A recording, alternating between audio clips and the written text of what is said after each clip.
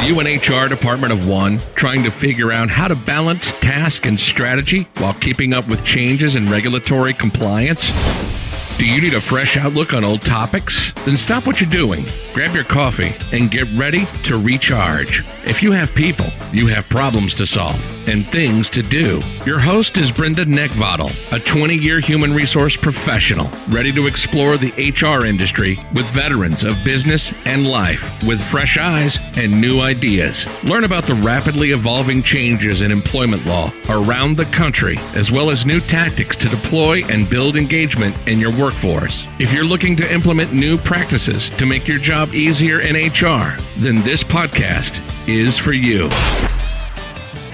Hey everyone, and welcome back to the Best Practices in Human Resource podcast. I'm Brenda, your host, and I am so excited that you guys are back. If you are a first-time listener, welcome. It's great to have you here. There's going to be a lot of really great information coming out for you. Cannot wait for you all to be able to jump in and get to the good stuff. And if you folks are coming back time and time again, thank you so much. I just think it's absolutely fabulous that you continue on doing this, and I really cannot tell you how grateful I am for you guys being here on a regular basis, listening in. It's just completely awesome, and I love to see the fact that you guys are coming back. So thank you so much. I am here to share with you the what and how in human resources, and I'm in the human business. That means that there's a greater number of dynamics in the workplace to balance and manage. And most importantly, today we're going to be talking about, we've got employment poster updates. We're going to share with you some employment law changes across the nation, and I'm going to share with you later in the show where you can get access to these very articles that I'm calling out. Also, main topic today is pretty cool. I was really excited when this gentleman reached out to me, and I'm excited to have him on board. His name is Steve Watson, and we're going to be talking about a CFO's big money saving tips on your benefit plan. So, right from a guy who loves to solve the mystery on cost and effectiveness. Yeah. Good stuff. We're going to have the HR question of the day, and then I'm going to share with you how you can get best practices delivered directly to your inbox. Now, folks, before we go on, the information that is available through this podcast is for informational purposes only and not for the purpose of providing any legal advice. You should contact your attorney to obtain legal advice with respect to any particular issue. If you do not have an employment attorney, you may contact me, and I may be able to refer one to you through the affiliates program and our friends over at Jackson Lewis. All right, fun stuff. Employment poster updates, the one thing that you just cannot wait to get to. I don't really think that we've had any changes from the last episode, but if this is your first episode, we're going to get you caught up. So if you are in the following states, you guys have poster updates: Alaska, California, Colorado, DC, Illinois, Montana, New Mexico, New York, Washington State, Missouri, Arizona, Florida, Maine, Minnesota, Montana, Ohio, Oregon, South Dakota, and Vermont. You guys all have poster updates. Again, Alaska, California, Colorado, DC, Illinois, Montana, New Mexico, New York, Washington, Missouri, Arizona, Florida, Maine, Minnesota, Montana, Ohio, Oregon, South Dakota, Vermont. You guys have poster updates. No way I could have done that in one breath. Now, on top of that, there are some municipalities and supplements that have taken place for certain areas. You guys also have updates too. So, if you're in Belmont, California, Cupertino, Daly City, El Cerrito, Los Altos, Mountain View, Novato, Oakland, Palo Alto, Petaluma, Redwood, Richmond, San Diego, San Francisco, San Jose, San Mateo, Santa Clara, Sonoma, and Sunnyvale, California, you guys all have supplement updates. Over in Minnesota, if you're in St. Paul, you guys have a supplemental update. And in Washington, over in the SeaTac and Seattle areas, you guys have poster updates as well. All right, so that is that. We are going to take a quick break, and we're going to get right to our guest. Very little commentary from me on this one because he just has so much good stuff. Talk to you in a minute.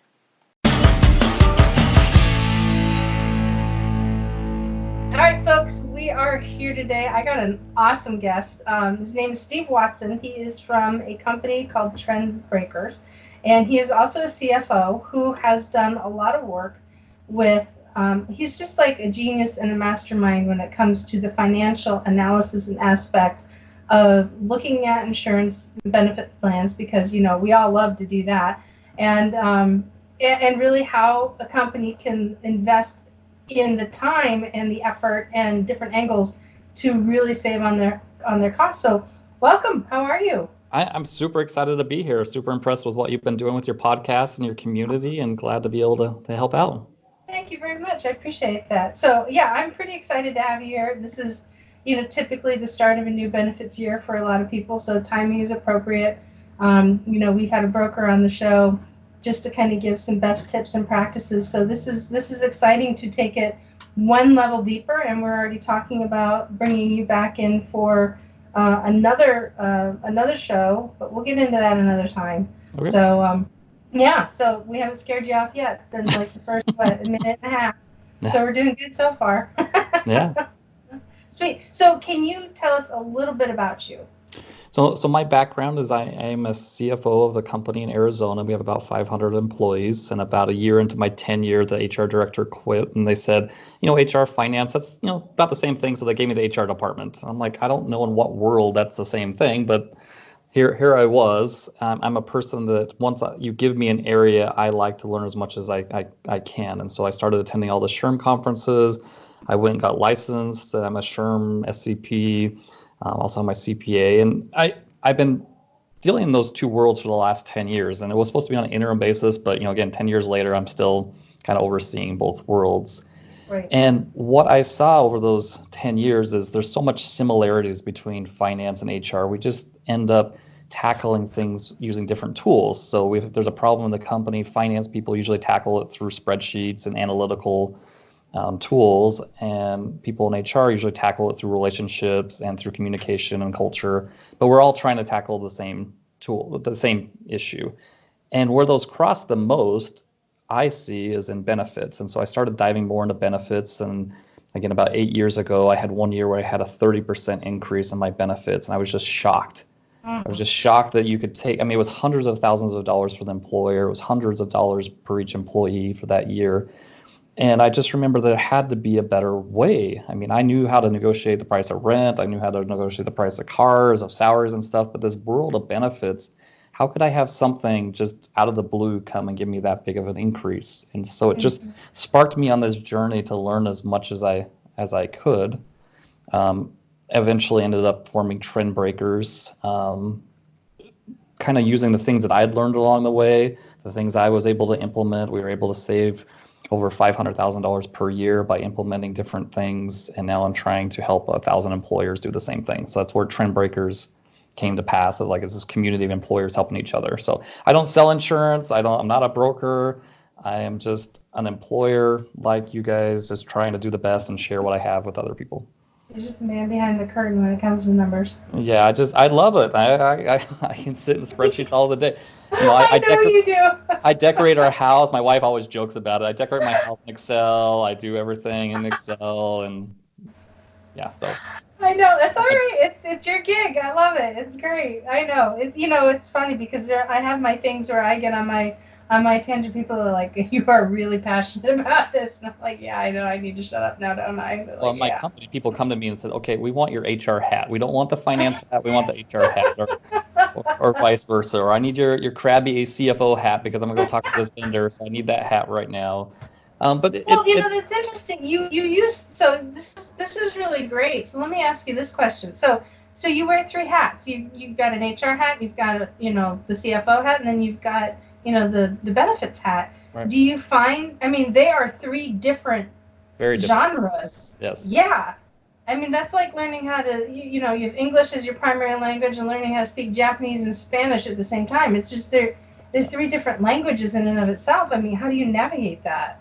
Well, what I find is there's benefit of going very deep in one area, but there's also benefit of crossing areas and helping connect people. And so if you think about benefits, nobody really wants a plan just built by finance people, right? It's just going to be this crappy plan that's very cheap and nobody really wants.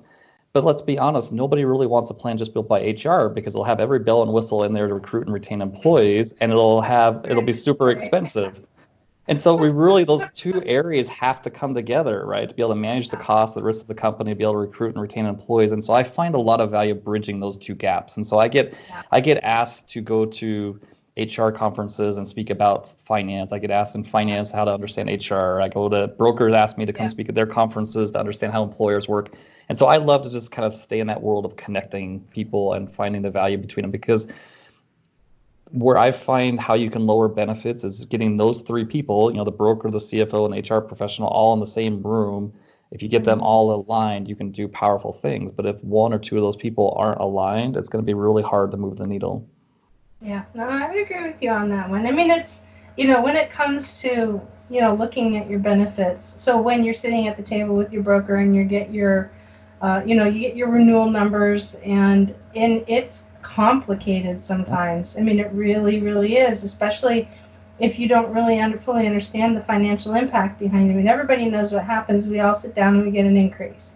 That's the first thing that comes out of their mouth. And, so long as you're, ready for it, that's great. But there's a lot of things that you can do to actually make changes to just in the plan design alone to go ahead and make those changes happen. But so there's a lot of creativity in this, and I would absolutely agree with you. And I agree with you with what you say, that, people who, and I can say this because I've seen it, that people who are in the HR industry, we do get excited about the functionality of things, and, we want the best program possible for employees, because after all, that's what we're in the human business, right? That's what we do. But what's not always seen by people who are shopping or talking about it is the real underlying financial impact to that, because as well as you well know, when you look at a P&L statement, I mean, payroll and benefits are usually the top two lines. And they sometimes interchange, but those are typically the top two expenses on any report. So there's a lot to it. And I will say that I almost get more excited about it as well, because out of all the areas you think in your company, how much we've kind of ratcheted down, like the rent costs or the inventory costs, and there's all these cost saving things like lean manufacturing stuff to like lower costs. But benefits is like this untapped world that nobody's ever really got into. And so there are so many ways to lower costs inside of benefits that people just haven't really realized. And so I almost think that HR is sitting on this gold mine of opportunities to help their employer by like diving into that area. And because it's so large, if you're able to save 5 or 10%, that turns into hundreds of thousands of dollars potentially for your employer, depending on how big you are. And not only are you helping your employer, you're helping all your employees, because they're all happy because they're saving money and they're more engaged in their company. Yeah, no, I hear you. That's awesome. So what we wanted to talk about today specifically is, as companies grow, there is a lot of things that happen. So if you don't have a great amount of strength in really digging in deep and doing the analytical work on understanding your benefits and your renewals and things like that, but there are massive changes that take place and massive things that companies can do to take down the cost between small group, when they move from small group plan to a medium group plan and even up into a large group plan. And this is just the natural thing that happens as companies grow. Right. So with a small group plan, that's usually ringing the bell, kind of depending upon where you are and what plans you're looking at. Usually you tend to cross that threshold around the 60-person, 70-person-ish. There's really no established benchmark per se. Yeah, definitely under 50, and then kind of a little bit cushion over 50, right? Right, exactly. So that's pretty much when you graduate into a medium group plan, and then from medium group into large group, then you're kind of hitting the bell at about 1,000 or so, roughly. So some of the distinct changes that happen between, probably the biggest distinct changes that will happen between a small group and an immediate group transition is that you go from an age-banded plan, which is over on the small group side, into everybody pays the same amount, regardless, into a medium plan. And ultimately what happens is that your younger workforce is going to see the sharpest increase to that, and then your older workforce is going to see the sharpest decrease. Yes. Yes, and I would add to that, like when you're really small, the term that they use in the insurance world is you're credible. Like, are you credible? Are they going to look at your demographics and your claims and stuff to kind of underwrite how much premium you should have to pay? And so if you're really small and you have one person have cancer, there's no way you're going to be able to afford any of that stuff. And so Right. there's a lot of benefit on being on kind of these generic plans where it's not really your claims. You're just kind of this big pool with everybody else, and you pay based off of age or different things. But what it's important for you to understand, if you're in that employee count from, let's say, under 50, there's not a lot that your insurance broker can do to like adjust rates. They can't really like go and negotiate and do things. I mean, there's little things that they can do, but they're more trying to take the off-the-shelf products from Blue Cross and Blue Shield or United or whatever, and so they can help you find a different copay amount or different deductible amount. But the rates are the rates. It's just Yep. and there's benefits to it and there's cons to it. And so when they come out and say that you're getting a 10% increase, it's not so much because you as a company had high claims or low claims. It's because that pool did it, or you just have a different demographic, and so you just moved from a very young workforce to like an older workforce, or vice versa. That would change your rates. So when somebody moves from a small group to a medium group, what are some of the things that a company can look out for, or possibly have discussions with their broker in order to help reduce some of the pain or the maybe in adjusting? I mean, I get the rates are the rates, but what are some best practices that they can put into place as like regular talking points as they progress? From a small group plan, or Yeah, out of the small group and into a medium group. yeah, what happens when you start getting into medium group size is you really want to start looking at your claims. And so are you above average in claims in that pool that you've been into, or are you below average? And then you can start deciding, like, is it better to stay on kind of this pooled rate plans? Or for a lot of companies, they can start looking at kind of building their own plan. And the easiest way I explain kind of building your own plan is, a lot of us in HR understand how HSA plans work. You know, that you're able to kind of take on your own deductible, you pay up to that amount, but then there's a risk, you know, it caps your risk at a certain level, right? And so HSA plans, if you do the math, do really well when you're super healthy because you get to keep the money. It's a lower premium, you get to keep it, and they actually do usually do better even on, you know, extremely high claims, because the out-of-pocket maximums are lower usually than like a PPO plan. So and I use that as an example because a lot of us can kind of understand an HSA plan.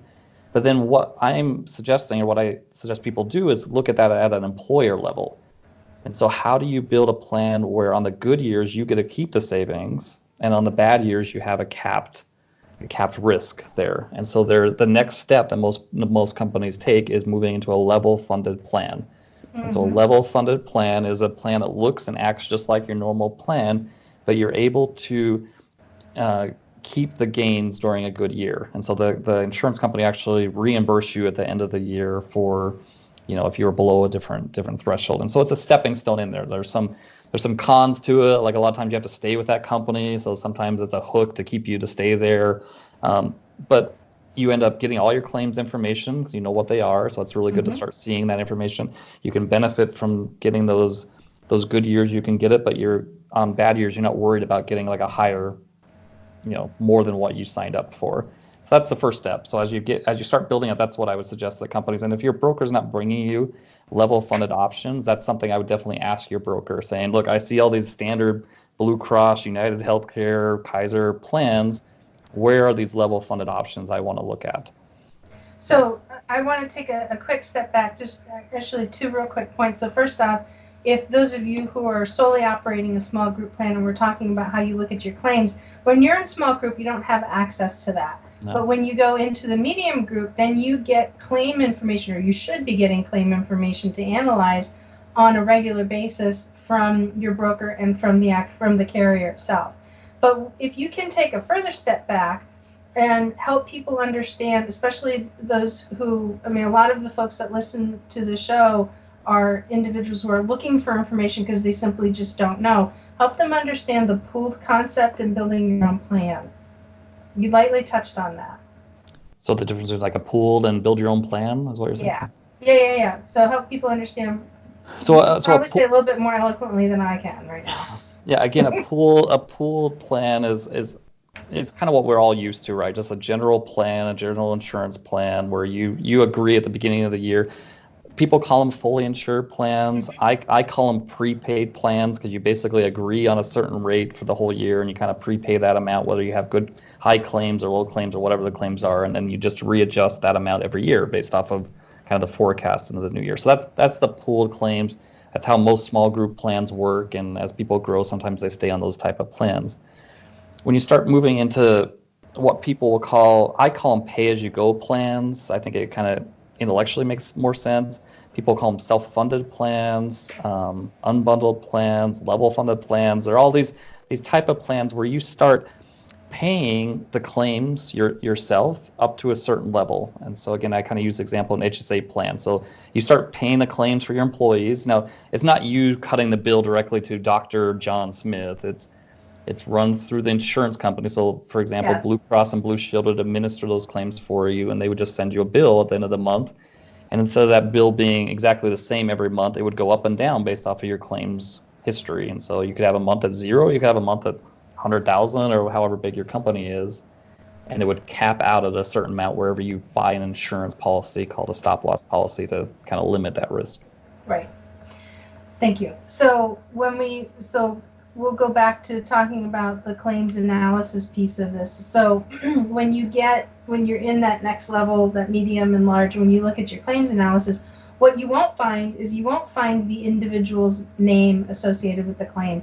You'll actually see what the particular claim is. So it could be like a cardiac thing, it could be a psychological thing, it could be rheumatoid arthritis. I mean, it could be a lot of different things, right? Right. Then you will also see so those are the members, and then you'll see the dependents.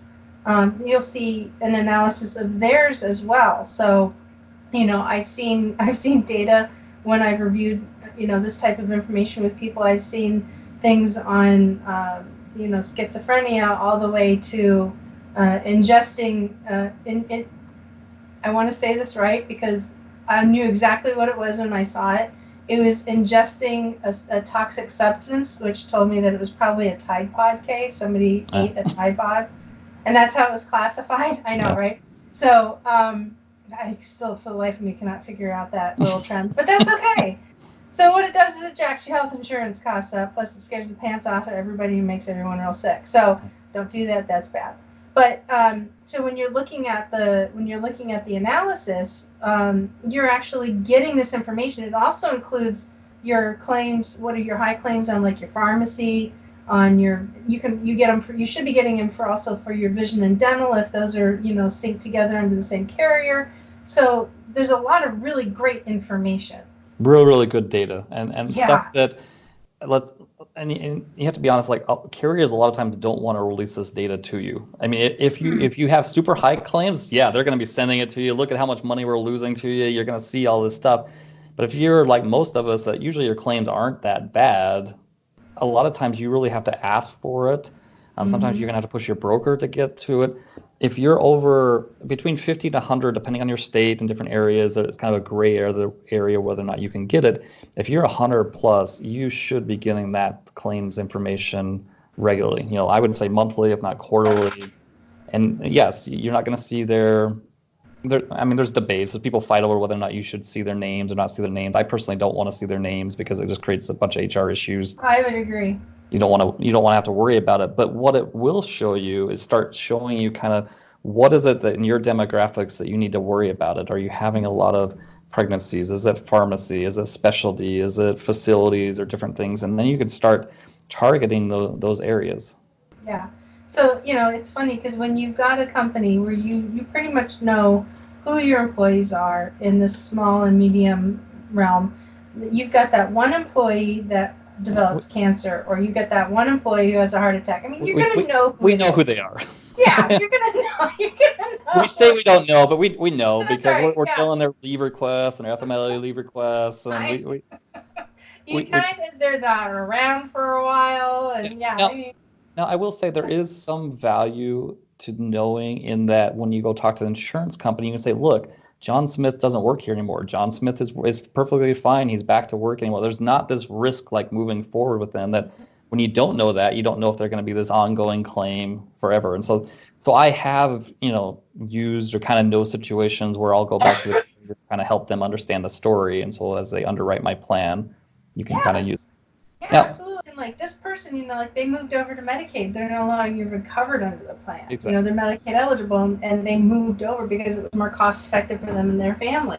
That makes a big difference. And one that really impacted us is we had a big workers' comp claim that their medical stuff started flowing through our health insurance side. And so we were seeing this large claim, like, what is this large claim for? And it was like, we kind of knew that there was this workers' comp claim going on. And it wasn't until we told our broker to go investigate it, and they went and dove into it. Well, that wasn't something that should be flowing through our medical insurance. It should be out through our workers' comp. And so they were able to reclassify that over, and then we were able to save a bunch of money on our stuff. So there is value in looking at those claims, help regulate those claims. And one thing that after looking at this data for many, many years, a lot of us think that our claims are high because people are going, instead of going to urgent care, they're going to the ER, they're doing like kind of these smaller things that we talk a lot about. The reality is what drives our claims is the one claim. It's that one big one that happens. And so the reason I had a 30% rate increase that 1 year, 10 years ago was I had one employee that had $1 million claim. Now, I couldn't go to my employees and say, oh, we're all getting our rates increased because Johnny had a tummy problem, ended up in the ICU. We kind of talk about generalities and stuff. You would not have been wearing your HR hat that day if you did that. So that would have been burning. That would have been thrown in the pyre. Yeah, so I would never do that. But the thing that we have to understand is, like, when we go try and attack our insurance costs and try and lower them, we can't. It's not going to be as beneficial as just trying to get people not to go to the ER. Like, we need to go after those large claims. Like, how are we going to manage that large claim and do it in a different way? And how can we? And that's where you end up saving a lot of your money on setting up these different types of plans and finding ways to lower that cost. And so I had a pharmacy one come through where it was a multi-million-dollar pharmacy claim ongoing. I could just leave it there and not realize, just kind of let my premiums go up, or we could attack that one problem individually and figure out how we're going to find this drug that the employee's dependent really needs, but at a much lower cost. And we did that, and we're able to save a bunch of money for our employees. That's very cool. And, the larger you get, this could be literally a full-time job. And it is a full-time job for bigger companies, but it should be, and it's not. It really isn't. Right?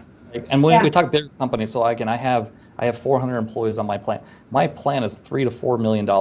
And so if I was going to go to my company and say we were going to increase and that's an expense side. If I was able to create $3 million worth of revenue, like, the CEO would be like, yeah, let's hire a sales rep. Let's have a manager over that thing. Like, it's almost a $3 million own insurance company that I'm kind of running inside of here. But yet we don't really have anybody that manages it, right? Some companies would give it all to HR. Sometimes it's finance. Sometimes it's just kind of bouncing forth between them. And it's just nobody really manages it. Let's be honest. In most companies, we manage the enrollment side, the eligibility side, different things. But the actual cost, like how do we lower the cost or look at these claims, most of us don't do that. And we all have brokers, and we could have a whole other podcast on just broker relationships and different things, because what ends up happening is we say that we have a broker come in here. I'll just kind of touch on this a little bit. Is like we have a broker come in where they say that they work for us, but do they really? We don't have a contract usually with them. We don't set their rates with them. They're usually from the insurance company. That's where their contracts and their rates are. And for most of them, when we take a 30% increase, guess who's getting a 30% raise? And that is so frustrating to me, that the people that we trust are getting incentive. I'm not saying bad people, good people, anything, but like, why am I paying the person that's supposed to be helping me more money when I am taking a big hit, or vice versa? Like, at least get us on the same side. They win when I win, they lose when I lose.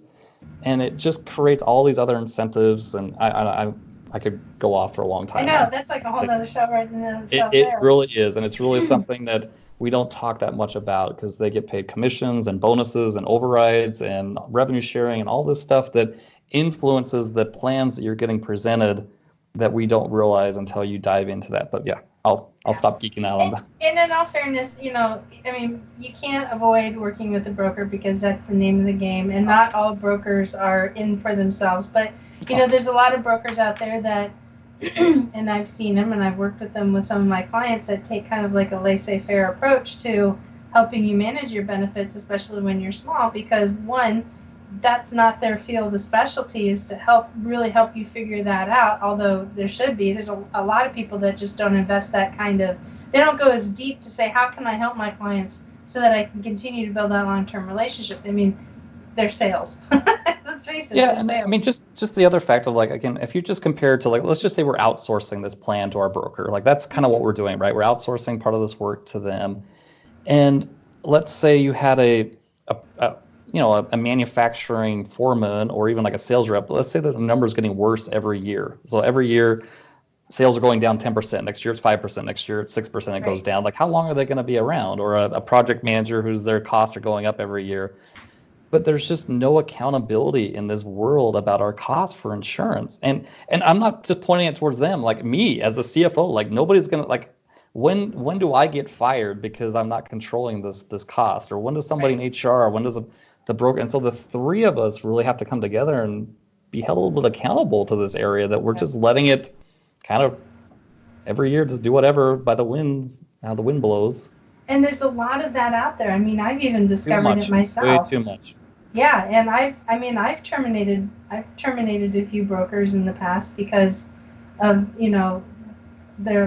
their lack of engagement, or one was even predatory against the company, and figured out that the company didn't know any better, and wound up literally doubling their coverage over 10 years, where it was a raging shock when that quote came through and it was 50% less than what they've been paying. No, I don't want to, like, I mean, brokers really don't like me because I get into this world and I start explaining all their stuff, but I just want to, like, give my kind of caveat. Like, I am against the way the system is set up. Like, it is set up for insurance companies to win. It's like the house always wins from Vegas, whether there's good claims or bad claims. They print their own money. Yeah. And the employers always lose. And just the system. So I'm not calling out any individual broker. They're doing the best that they can and doing stuff. I'm just, the way that it is set up is wrong. And I really kind of help employers kind of set up a better system where they're aligned together with their broker, that they're working. It could be the exact same broker they're working with, but just change that structure. Yeah. You set the contract, you do things, you get them on your side of the table, you go attack this, you set some accountability with it, and it's amazing what things can happen after you do it. Now, again, a lot of this, when we're talking about small group versus mid and large, these are once you start getting over 100 employees. Right. If you're small, you can't change the broker compensation. Like, it's just set. Like, you can't do that much about it. So, find the ones that can give you the best service and find the best plans. But once you get over 75, 100, I personally don't think any broker should be getting commissions at that level, that they should be coming to you. You should be signing a contract with them and having a fee-based thing. Just like all the stockbrokers all got changed from fee-based or from commission-based into fee-based. I think we need to do a better job as employers of bringing them on our side of the table. Yeah. So I think it's important to reiterate that, you need the relationship with your broker. Yes. This is all part of the game of doing business, but there's nothing wrong with going in with a buyer beware attitude. And I think that's really the underlying message here, is that there are things that you can do and can control. So what are some of the things to be mindful of if you're in a company that has a medium-sized group going into large group? What would you say are some of the best practices as you transition up into a into a large group plan? Yeah, and so the four things I work with trend breakers are, and we'll just kind of get to the fourth one, that's where I'm going. But the first one is just education. Second one's working with the brokers. Third one's we've kind of talked about the steps of the plan between level funded and stuff. So hopefully, if you're a large group, you've already done that, right? You've already have like a kind of a pay-as-you-go plan or self-funded plan. The last one is where everybody can be working on, that's when you start dialing into different areas. And so direct primary care is one of the biggest things that's going on right now, is like, how do you, again, misaligned incentives, they get paid per unit. And so there's this volume-based kind of stuff. And we've all been to the doctor. We all spend hundreds of dollars there, and they spend 6 minutes with us, and then they move on. So a lot of employers, what they're doing is they're trying to bring those doctors onto their side. So they're paying them directly, not through the insurance company. They're trying to take away those incentives where the insurance, I mean, a lot of insurance companies are buying up doctors' practices because they become the funnel into their system, because that's where they're referred to and stuff. And so we want the doctors on our side. So they'll direct contract with doctors. So that's one thing I see a lot of large group employers doing. The second one is pharmacy. There's so much money to save in pharmacy. And it's one of the highest areas, it's one of the highest growing areas. I think when I started this 10 years ago, pharmacy was like 5% of overall spending. I think it's up to like 20% of our overall costs. And so it's the fastest growing area in our claims is pharmacy and a lot of these specialty drugs. So there are many tools nowadays that even at a small group plan, you should be educating your employers on. So one is called GoodRx. I don't know if you've used GoodRx in the past. Yep. Oh yeah, I tell you what, some of my clients who are well tuned in on GoodRx, those employees love GoodRx. Yeah, I've saved hundreds of dollars this past year. But the mentality around GoodRx, which is amazing, is like I had allergies. I needed to get allergy drops 2 months ago, so I show up at CVS. They tell, and so for people who don't know GoodRx, the pharmacist looked at me and said, "Oh, this is going to be kind of expensive." I'm like, "That's not a good sign." And he said, well, the retail price is $235, and insurance, your Blue Cross plan is $231. I'm like, well, good job, Blue Cross. You were able to save me $4 on this allergy drops. And then I was really debating. I'm like, well, my eyes are red, but not that red. $231 I can use somewhere else. And so I'm getting ready to like walk out of there. And I'm like, well, let me just look it up on GoodRx just to see. So I pull up this app. Again, it's a free app. You don't put any personal information. It just looks up all the cash and coupon codes.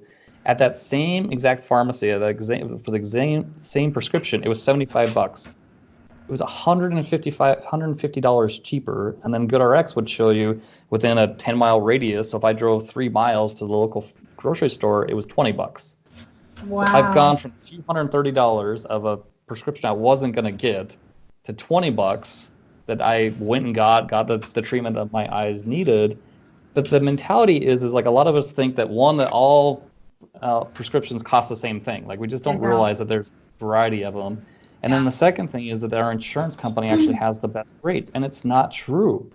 They were 10 times more expensive. Again, Blue Cross was national big thing, was 10 times more expensive than using GoodRx. And there's a new one that I actually based here in Arizona called Drexy, that what they do is basically it's like a Costco model where you pay the membership thing and then you get everything else at cost. And so you go into Drexy, I think it's $12 a month for a family.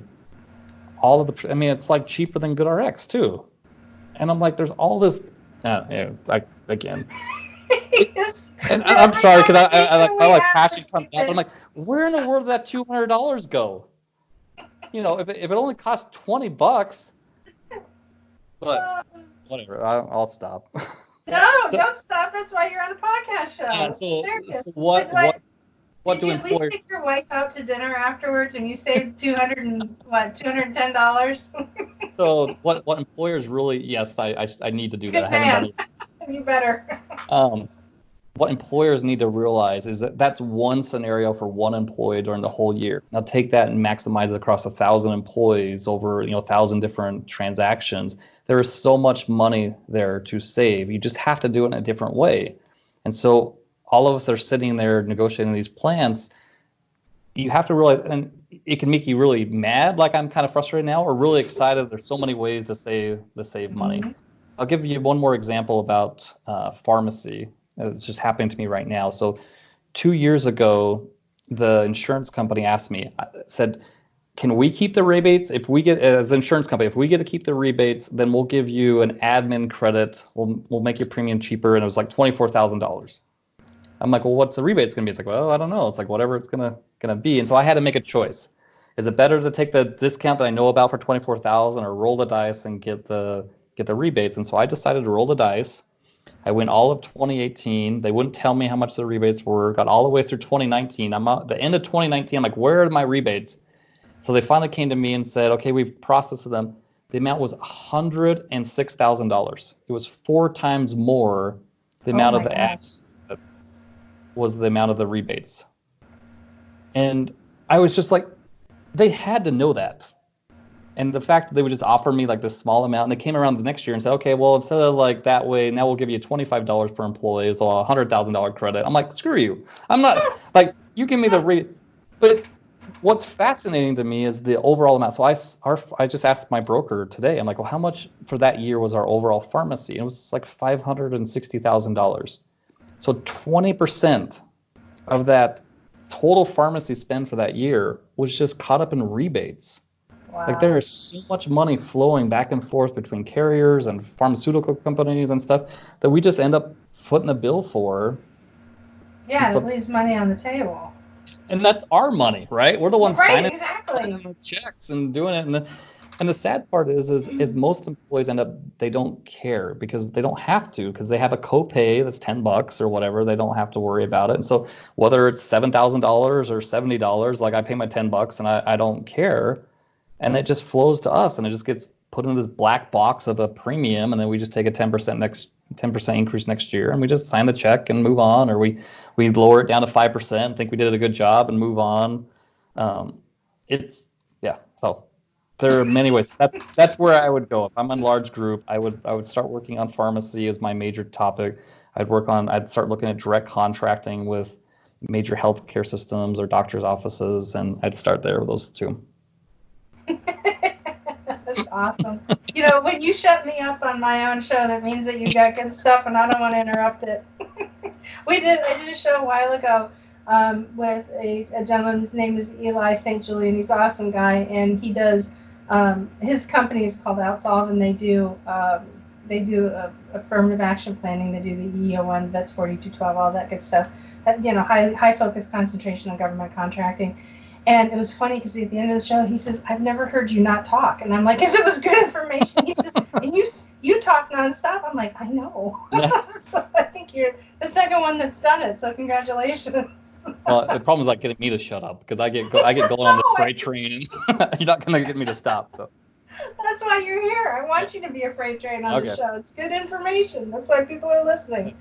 I've recently learned that business is not the place to be humble. that's very true. Definitely not the place to be quiet. Well, that's awesome. So, so if people want to find you, this is fantastic information. I really do appreciate you coming in. I really thank you. You reached out, and the second I saw your stuff, I'm like, yeah, this is somebody I absolutely want to have on the show, and I'd love to have you come back. Yes. Yes, please. Where can they find you? So you're with Trendbreaker. So Yeah, so again, I'm the CFO. That's my day job. But this community that I've created is called Trendbreakers, and so you can find the site is called trendbreakers.com. You can just go on there and find that community. But what I've really done is I've created different groups. So I have a Facebook group that you can look up under Trendbreakers, and then there's a LinkedIn group as well called Trendbreakers. And it's only for employers. And so I don't allow brokers or vendor people into that group. It's just for us to kind of chat and talk and tell stories. And the idea is to try and share success stories and then replicate those stories across various employers. And so I came up with that because I was giving a speech, and I asked how many people took an increase this past year, and 98% of them raised their hands. And I said, well, how many took a decrease? And only 2% raised their hand. I'm like, if we did nothing more than talk to any vendors, any experts, like just talk to those people and get them to share their stories, we learn so much more. And so that's Trendbreakers. So I would love everybody to hop on, join the group, learn as much as you can, share your stories, and yeah. that is awesome. Well, thank you so much for coming on. I really do appreciate it, and I really look forward to having you on future episodes. Looking forward to it. Very good. Thank you.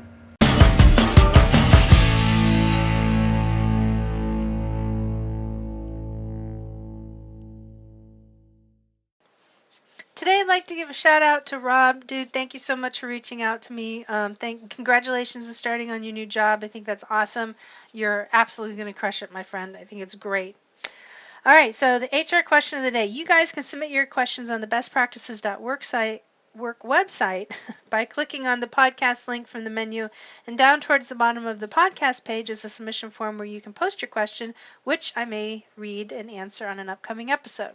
So today's question is it legal in the United States to terminate an employee immediately after they've been injured on the job? So that's kind of a double-edged sword answer that I'm about ready to give you. Is yes and no. Sorry, but it is.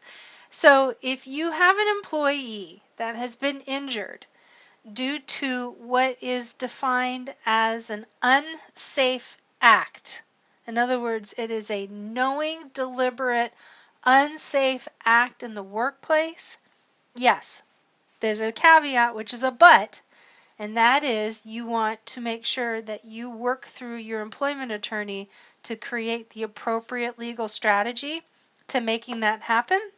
Because if you don't, it's a raging mess and it's very complicated and it's very risky. And the reason why it's risky is that you guys will be absolutely 100% up against something called retaliation.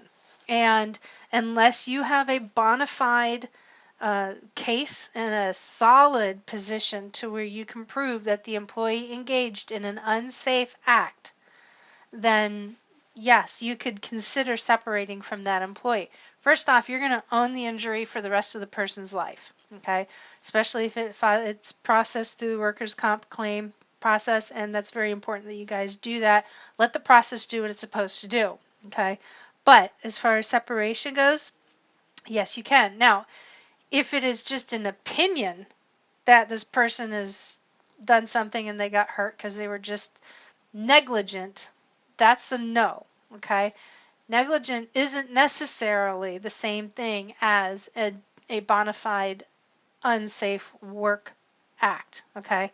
So there's some real serious caveats to this, and to me personally, I wouldn't even go down this road alone myself without conferring with an employment attorney to make sure that we actually have the appropriate documentation. We've got the facts in place. We know what happened. We can really back ourselves up. Even I wouldn't go down this by myself. So anyway, so that's a tricky one. That's a real tricky one. But I'm glad the question came up because this is exactly the kind of thing that we can actually talk about more in depth in our new community. So something that I'm extremely aware of is how awesome and exciting this field is. It is a passion of mine. I enjoy being in the seat, helping people out. I really love doing this podcast, and I really love the engagement that I'm experiencing with other HR professionals as we're venturing down this. So it's really awesome. Okay. It's a very rewarding career that really is full of never-ending challenges, and it's extremely meaningful work, which is the reason why I was so attracted to the industry from the very beginning. But I'm also aware of its challenges, and I'm extremely aware of its limitations, one of them being what it feels like being an army of one. An HR army of one. I know what it feels like to do this job as a beginner to an expert. I know what it's like to try and find the right answer in this massive sea of information. And when you do find what you think is the answer, you're really not 100% sure if you have all the facts or if you really feel confident to move forward executing a decision because you feel like you're missing something. I totally get that. It can be a very isolating field to work in because there's only so many people that you can talk to. You can't talk to your subordinates and vent your frustration out because they're your subordinates. Your partners may not fully understand your position, and your leadership really rely on you to be strong. So you kind of feel boxed in. I mean, you really are that's you. That's it. That's all there is to it. Okay. So at the beginning of this year, I launched this really awesome new online community for those of you in the HR field. And this community is open to those who are established HR champions all the way to those who are aspiring to become one. And I was traveling several months ago and was inspired to create and contribute to women in human resources. I'm on a mission to connect with 20,000 women in HR to positively impact the lives of 1 million employees. The Next Gen Women in HR member site is a great place where women can come and connect, share resources, and go deep to learn the how to perform the HR function with the appropriate tools and current resources. Most importantly, this is the place to get support. Now, 2020 is the time to really get clearly focused on you and what you want for your future in this industry, because this is a decade that's going to continuously present all sorts of new challenges, kind of like the ones that I've been talking about on the show. Now, launch your year with me, and you can get the support and connection you need for your future as an HR champion. And there's 2 places to connect. You can start with the Next Gen Women in HR member site, where you can invest in yourself, get deeper, go deeper, and get access to tools, resources. You can ask for help, find a mentor, participate in networking events, and connect one-on-one with other HR champions. As my friend and past guest Lauren Clement says, you deserve to be well known, well paid, and wanted. So that means if you join the Next Gen Women in HR member site at bestpractices.work in this industry, you should be known for your talent, paid for your skills, and wanted for your abilities. Now, you can also join us over at the Next Gen Women in HR Facebook group, and that's a really good place to start as well. And that's where we get together on a regular basis. There's a lot of inspirational information coming out, not to mention I'm going to give you information on how you can promote yourself as a professional in the HR field. So if you're running between meetings, driving, you can chase the dog to get back in the house, or you're on your commute to and from work and you don't have the ability to write all this down, don't worry about it. Shoot me a message on any one of my social sites and I will be more than happy to direct you, or you can click the connect link at the top of the bestpractices.work website and I will get you the information that you need. Now, the HR industry is a very feminine, different industry, and yes, we like our HR guys too, so come on in, because we have men who are in the Facebook group, and it's really exciting. So this week I kicked off the third major topic of conversation via Facebook Live, and we looked at the networking opportunities and started the conversation of how you can get ahead and source new opportunities by building your network. Now I invite all of you to join and become part of the conversation and find your focus in 2020. Get inspired, okay? Because inspiration creates motivation, which demands actions to be realized. And you'll see me in there each and every single day, and I cannot wait to connect with you all. Get that experience, take it deeper, invest in yourself. Join the Next Gen Women in HR member site at bestpractices.work. Like I said, this is where you get to invest in yourself and really learn of the what and how of doing HR by going into the experience with a dedicated community to learn, grow, develop, connect with others who want to learn or want to mentor or be mentored, and have access to tools, have access to me to help you perform this role. And I also mentioned earlier in this episode that you can read the HR news announcements that I share on this podcast show. It happens right in there. I also post the ones that I don't show as well. So there's roughly about 30 to 40 articles that I post every single week, plus more information every day. Now the links in these articles are part of what the Next Gen Women in HR site on the bestpractices.work website is all about. You can get this monthly access to the site for less than 3 cups of coffee a week, and this information is updated weekly. It's what helps me stay current in my profession as an HR pro. It will absolutely help you do the same, and not to mention, I'm doing all the footwork for you guys. So I look forward to connecting with you, and I cannot wait to have you as part of this tribe and have as part of this community. Now you guys can follow me in a couple of different spots. You can find me on Instagram and Facebook at Best Practices in HR. I've got a new Instagram handle as well, Brenda the HR Lady. You can find me over there. Over in LinkedIn, you can connect with me just by typing in my name. That's Brenda Neckvaddle, and my last name is spelled N-E-C-K, like the thing you want to choke. V as in Victor, A-T-A-L. And again, you can find me over at the website, over on bestpractices.work. Click connect at the top of the page and you can get my best practices delivered right to your inbox. And folks, I really super appreciate you guys joining today. This was yet another awesome episode. Apologize for the sound. We were having some weird issues during the interview, but you know what? Next week it'll be better. It'll be awesome. And I will give you a little bit of a heads up. We've got Kate Payne, who is a marketing professional, coming in, and she's going to actually talk to you about how you can utilize LinkedIn to promote yourself as a employer, or as a HR pro, as an HR champion, how you can actually use it to find your next opportunity. So thank you again, guys, for joining in. I look forward to talking to you soon, and I will talk to you next week.